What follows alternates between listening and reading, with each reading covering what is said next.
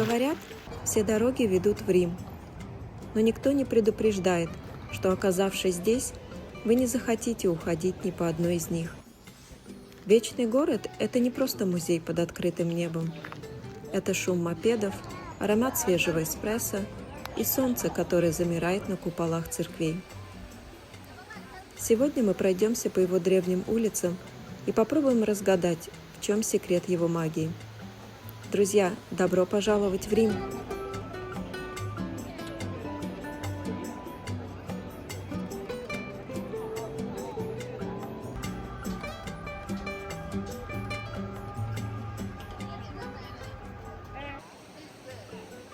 Рим – это город, где история оживает в каждом камне. Но есть место, которое буквально дышит мощью воды и камня. Перед нами фонтан Треви. Самый большой и, пожалуй, самый красивый фонтан в мире, выполненный в стиле пышного барокко. Мало кто знает, что его фасад – это не просто памятник, а часть дворца Палаццо Поле. Кажется, будто океанская сцена разворачивается прямо на стене дома. История этого места уходит корнями в античность. Еще в 19 году до нашей эры здесь заканчивался акведук Аква Вирго – воды Девы. Легенда гласит, что молодая девушка указала жаждущим римским солдатам источник с чистейшей водой. Тот фонтан, который мы видим сегодня, появился гораздо позже. В 1732 году папа Климент XII решил, что Риму нужен новый символ величия. Архитектор Никколо Сальви потратил на этот шедевр около 30 лет своей жизни. К сожалению, он не дожил до завершения. Фонтан достраивали уже после его смерти. Присмотритесь к деталям. В центре композиции величественный океан или Нептун, управляющий колесницей в форме огромной раковины. Его везут два морских коня. Один спокойный, другой строптивый и буйный, символ переменчивого характера моря. По бокам от Нептуна стоят статуи. Слева изобилие, справа целебная сила воды. Каждый изгиб камня рассказывает историю о гармонии человека и стихии. Название Треви связано с местоположением фонтана и латинскими корнями. Название Треви происходит от латинского слова «тривиум», что значит «тройная дорога». Фонтан стоит на месте пересечения трех древних улиц Рима. Именно здесь сходились пути, ведущие в разные районы города. Так появилось его имя, которое сохраняется уже несколько столетий. Ни один визит к Треви не обходится без ритуала. Чтобы бросить монетку правильно, станьте спиной к фонтану и бросьте ее правой рукой через левое плечо. Одна монетка, чтобы вернуться в Рим. 2, чтобы встретить свою любовь. 3, к скорой свадьбе. Эта традиция приносит городу огромные суммы. Ежегодно из чаши достают около 1,5 миллиона евро. Все деньги направляются на благотворительность, которая помогает нуждающимся жителям города.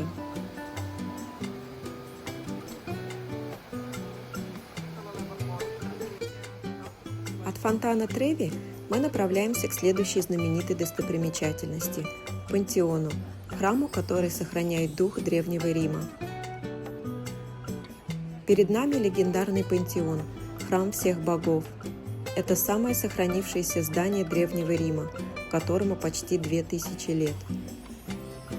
Его фасад – мощный портик с 16 гигантскими колоннами, которые заставляют почувствовать себя крошечными на фоне имперского величия. Эти колонны – настоящий подвиг логистики античности. Каждая из них – монолит, высеченный из единого куска гранита. Серый гранит, передний ряд, добывали в каменоломнях Монс Клаудианус в восточных горах Египта. Розовый гранит, внутренние ряды, привозили из района Асуана. Представьте масштаб. Колонны весом по 60 тонн тащили более 100 километров через египетскую пустыню на деревянных санях до Нила. Затем их сплавляли на огромных баржах по реке, перевозили через Средиземное море в порт Остия и поднимали вверх по Тибру, прямо в сердце Рима. Целый путь в 4000 километров ради того, чтобы мы могли видеть их сегодня. А теперь давайте зайдем внутрь пантеона.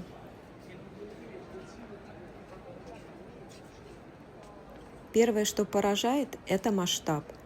Зал представляет собой ротонду, в которую идеально вписывается сфера. Высота от пола до вершины купола точно равна его диаметру – 43,3 метра.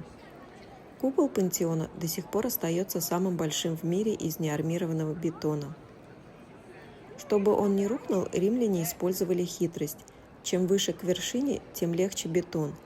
Внизу тяжелый травертин, наверху легкая вулканическая пемза. Потолок украшен 5 рядами углублений – кессонов. Раньше в центре каждого сияла позолоченная бронзовая розетка, имитирующая звезды в небе. В центре купола находится единственное окно – окулус, диаметром около 9 метров. Через него внутрь проникает свет, который медленно перемещается по стенам, словно гигантские солнечные часы. Когда идет дождь, вода падает прямо на пол. Для этого предусмотрены 22 незаметных дренажных отверстия, а сам пол слегка наклонен к краям.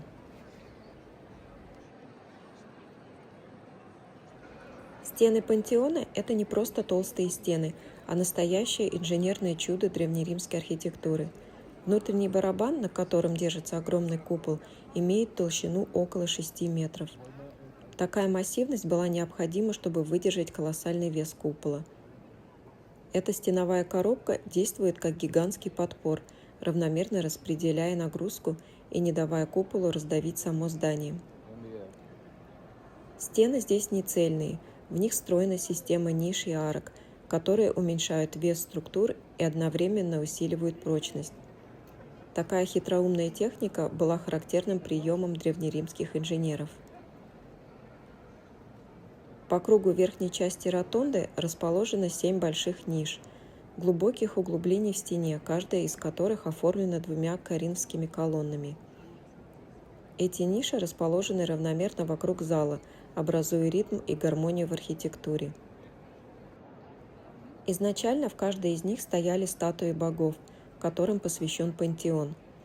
Так как древние римляне знали 7 небесных тел – Солнцу, Луну и 5 планет – Меркурий, Венера, Марс, Юпитер и Сатурн – считается, что эти божества могли быть связаны с соответствующими планетами и занимали свои ниши.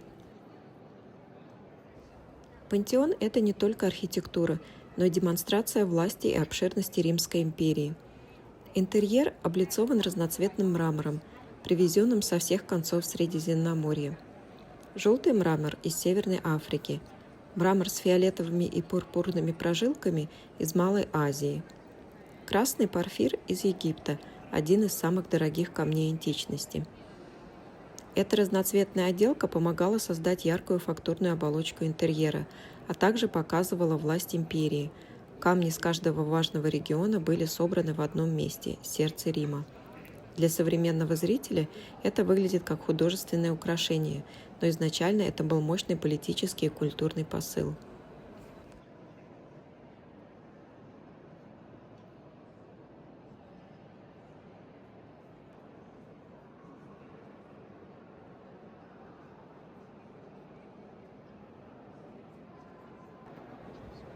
Ниша напротив входа особенно впечатляет.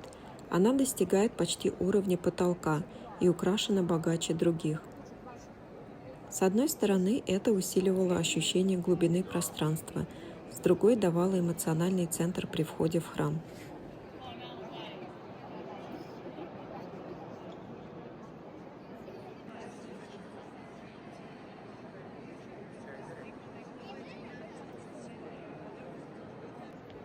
Пантеон – это не только храм богов, но и главный национальный мавзолей Италии. Здесь покоятся те, чьи имена навсегда вписаны в историю страны. Здесь захоронен Виктор Эммануил II, первый король Объединенной Италии, которого называют отцом Отечества. Рядом покоится его сын, король Умберто I, и его супруга, королева Маргарита Савойская. Да-да, та самая. Легенда гласит, что именно в ее честь в 1889 году неаполитанский повар создал знаменитую пиццу Маргарита. Цвета ее ингредиентов – красный томат, белая моцарелла и зеленый базилик – точности повторяет цвета итальянского флага. В пантеоне находится гробница великого художника эпохи Возрождения Рафаэля Санти. Он стал первым художником, удостоенным чести быть похороненным здесь в 1520 году по его собственной просьбе. Рафаэль был настолько восхищен совершенными пропорциями пантеона, что еще при жизни выбрал это место своим последним пристанищем. На его мраморном саркофаге высечена знаменитая эпитафия. Здесь покоится тот самый Рафаэль, при жизни которого природа боялась быть побежденной, а после его смерти она боялась умереть сама. Прямо над гробницей находится статуя Мадонны на скале, созданная учеником Рафаэля Лоренцо по заказу самого мастера.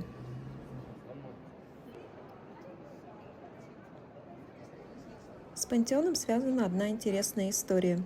В XVII веке папа римский Урбан VIII из семьи Барберини приказал снять большую часть бронзовых плит, которые украшали потолок портика пантеона. Этот бронзовый декор находился под крышей перед входом и был установлен еще во времена Древнего Рима. Снятую бронзу переплавили. Основная ее часть была использована знаменитым архитектором и скульптором Джан Лоренцо Бернини для создания огромного бронзового балдахина над главным алтарем в соборе Святого Петра в Ватикане. Этот балдахин – один из самых известных элементов собора. Его высота около 29 метров, он стоит прямо над предполагаемой гробницей апостола Петра и считается одним из шедевров барокко. Но решение снять бронзу с пантеона вызвало недовольство у римлян. Тогда же появилась знаменитая саркастическая фраза «То, чего не сделали варвары, сделали барберини». Так жители Рима намекали, что даже варвары во время нашествий не разрушили пантеон, а папа из семьи Барберини снял его украшения.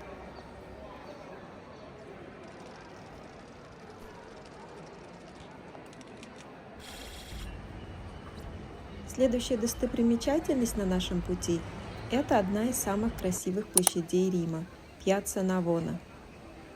Площадь построена на месте древнего стадиона императора Домициана и имеет необычную вытянутую форму. Здесь проходили не гладиаторские бои, а спортивные состязания, похожие на античные Олимпийские игры. Интересно, что руины этого стадиона до сих пор находятся под площадью, примерно на глубине 5 метров. В северной части площади можно даже спуститься в археологическую зону и увидеть сохранившиеся кирпичные арки древнего сооружения. Сегодня центр площади украшает знаменитый фонтан 4 рек. Это один из шедевров Бернини. Огромные фигуры вокруг обелиска символизируют 4 великие реки разных частей света – Нил, Ганг, Дунай и Ла-Плату.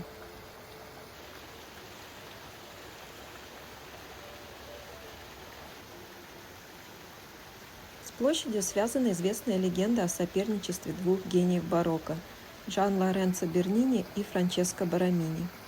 Говорят, что одна из статуй на фонтане будто бы закрывает лицо рукой, чтобы не смотреть на фасад церкви, построенный его соперником. Правда, историки считают, что это всего лишь красивая городская легенда.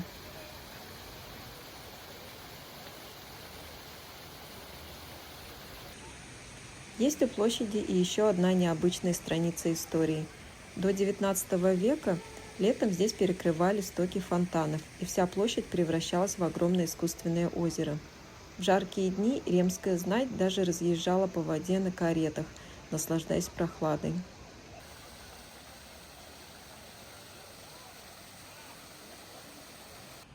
На южной стороне площади находится фонтан Мавров.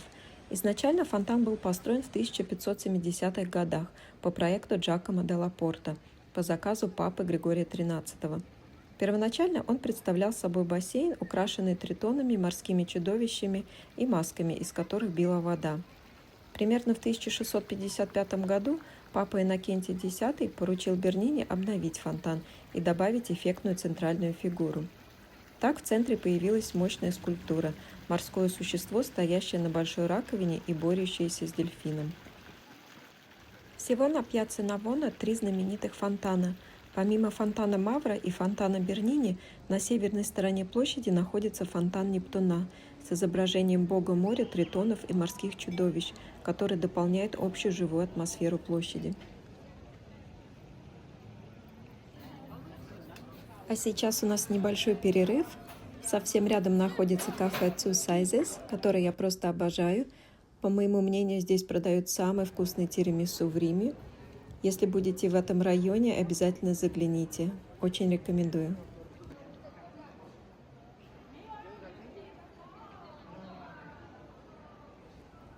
Сейчас мы направляемся к одной из самых известных и живописных достопримечательностей Рима – Испанской лестнице, которая соединяет площадь Пьяцца д' Испания с вершиной холма, где расположена очень красивая церковь.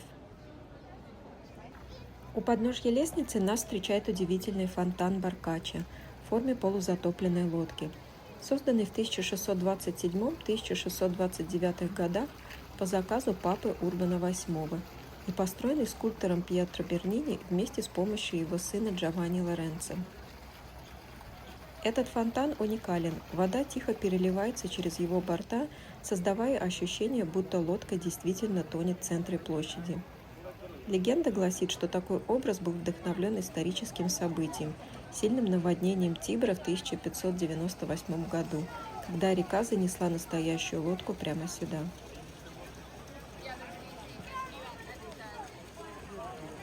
А теперь давайте поднимемся по самой Испанской лестнице. Она была построена в XVII веке архитекторами Франческо де Сантиссом и Алессандро Спеки. Лестница состоит из 135 ступеней, выполненных из травертина, и соединяет площадь внизу с площадью Пьяцца Тринита дей Монти и церковью Тринита дей Монти наверху. Финансирование строительства поступило от французского дипломата Этьена Гиффье, который завещал средства для создания этого соединения между французской церковью и испанским посольством. Название «Испанские ступени» связано с тем, что на площади находилось испанское посольство при Святом Престоле в XVII веке. Лестница разделена на несколько террас и площадок, каждая из которых имеет свою форму и размеры. В 2015-2016 годах лестница прошла крупную реставрацию, финансируемую брендом Bulgari, чтобы обновить камень и сохранить ее состояние. С 2019 года на лестнице запрещено сидеть, за это предусмотрены штрафы. Наверху лестницы находится церковь Тринита дей Монти, построенная в 1495 году. Перед церковью стоит египетский обелиск, который является заметным ориентиром на вершине. С площади перед церковью открывается широкий вид на Рим. Можно увидеть улицы, площади, здания и памятники ниже, так как точка расположена на холме. Эта высота позволяет полностью оценить расположение Испанской лестницы и окружающей площади, а также увидеть, как фонтан и лестница гармонично вписываются в городскую архитектуру.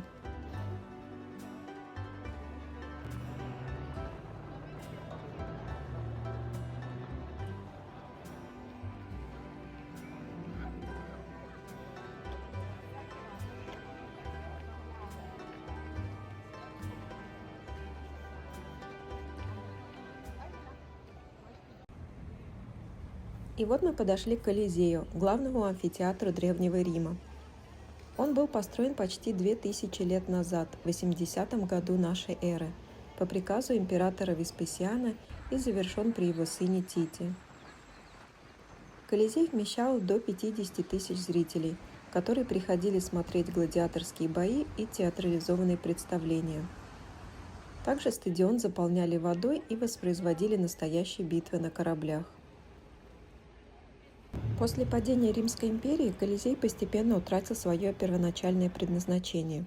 Он уже не использовался для гладиаторских боев и массовых представлений. Вместо этого его огромные стены и арки стали настоящей крепостью. Сюда перебрались местные жители, строились дома, склады, а в некоторых частях даже работали мастерские ремесленников. Со временем амфитеатр пострадал от землетрясений и разграблений. Многие камни были использованы для строительства других римских зданий, а внутренняя часть постепенно разрушалась. Тем не менее, Колизей сохранил свой масштаб и силуэт, который мы видим сегодня, и стал символом Вечного Рима.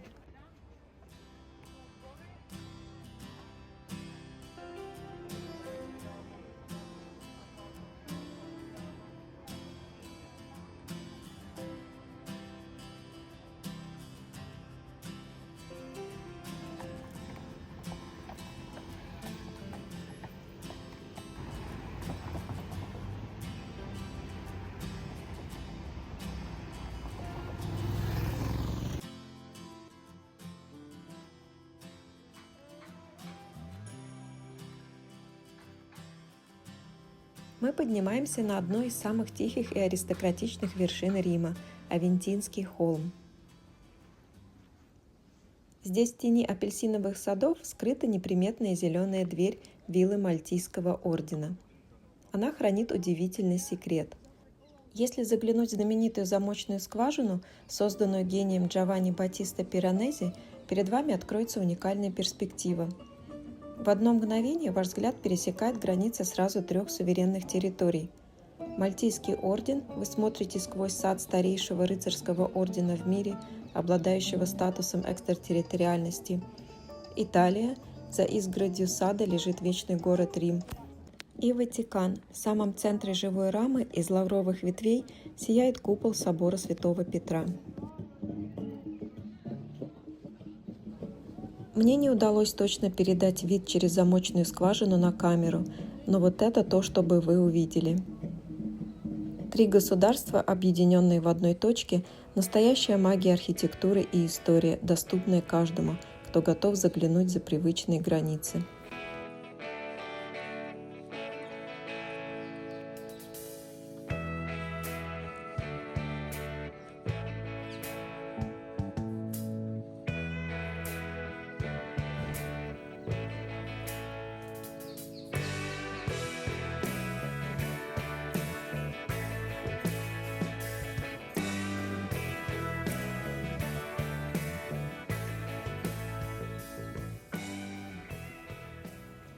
Совсем рядышком находится апельсиновый сад, одно из самых уютных и красивых мест на Авентинском холме. Местные любят приходить сюда просто погулять и насладиться тишиной вдали от города. Сад известен своими ароматными апельсиновыми деревьями, которые создают особую атмосферу, особенно весной.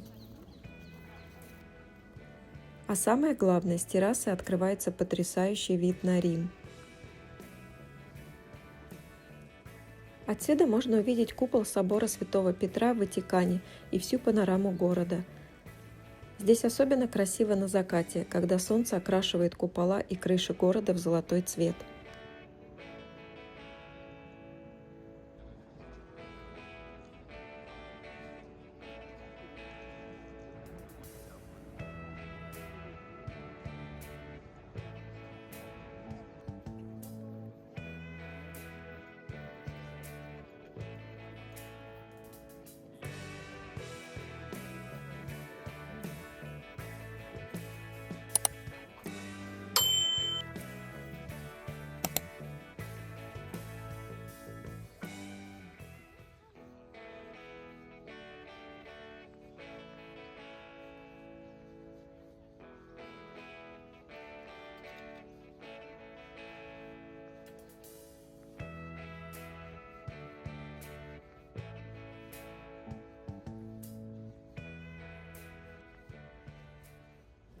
Ну что же, мы продолжаем наше путешествие. Мы вышли из апельсинового сада и направляемся в сторону Circus Maximus, что в переводе означает «большой цирк».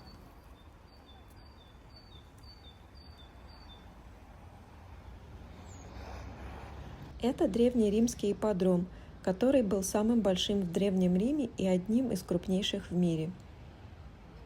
Сюда собирались тысячи зрителей, чтобы посмотреть гонки на колесницах, сражения и массовые представления. Представьте себе масштаб. Длина около 600 метров, ширина 150, а вместимость могла достигать до 250 тысяч человек.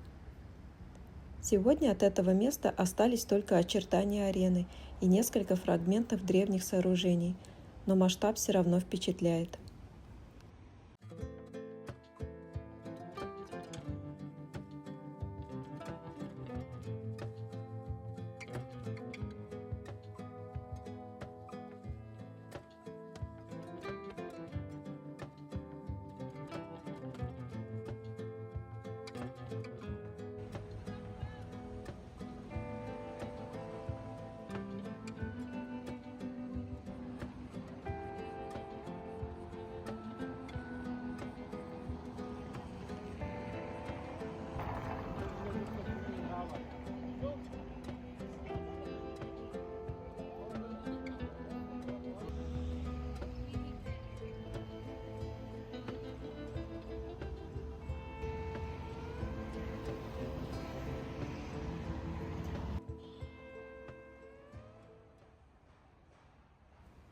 мы с вами плавно перебрались в район Сан-Анджело, один из самых атмосферных районов Рима.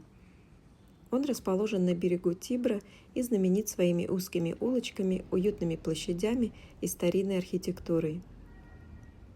Сан-Анджело особенно известен тем, что здесь находится замок Святого Ангела, который когда-то был папской крепостью и мавзолеем. Район еще называют еврейским кварталом Рима. Здесь много исторических синагог и еврейских кафе.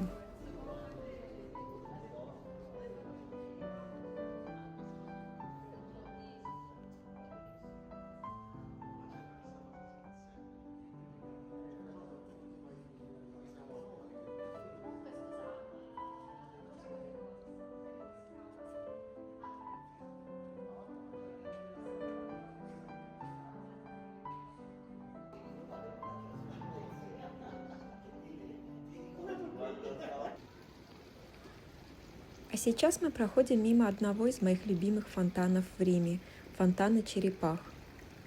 Он расположен на площади Матеи и был построен в конце XVI века по проекту Джакомо делла Порта. Особенность этого фонтана – маленькие бронзовые черепашки, которые карабкаются по краю чаши. Изначально черепах не было, их добавили позже во время реставрации фонтана в 1658 году, возможно, по замыслам Бернини. Фонтан небольшой, но очень живой и атмосферный. В Риме его обожают за детали и характер.